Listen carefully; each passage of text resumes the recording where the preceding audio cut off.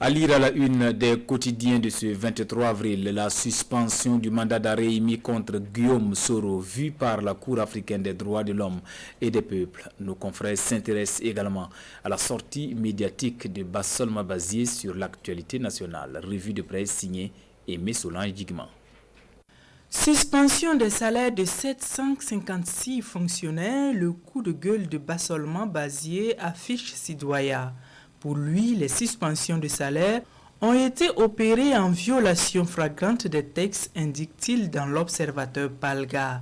Le délibéré du tribunal administratif, notamment de Ouagadougou, qui ordonne l'arrêt des coupures suite au référé introduit par l'intersyndicale des magistrats en date du 17 avril 2020, est une preuve palpable, a-t-il souligné dans ce journal.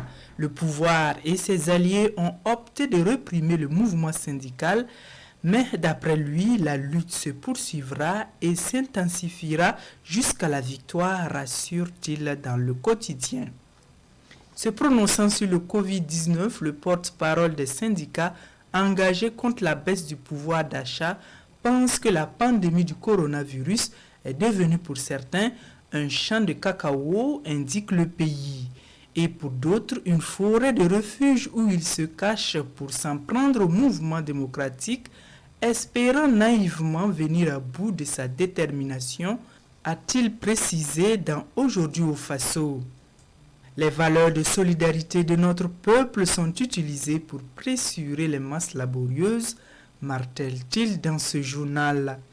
À l'international, l'Observateur Palga nous informe que la Cour africaine des droits de l'homme et des peuples a ordonné hier la suspension du mandat d'arrêt émis par la justice ivoirienne contre l'ancien président de l'Assemblée nationale, ainsi que la libération des députés proches de lui qui seraient détenus arbitrairement.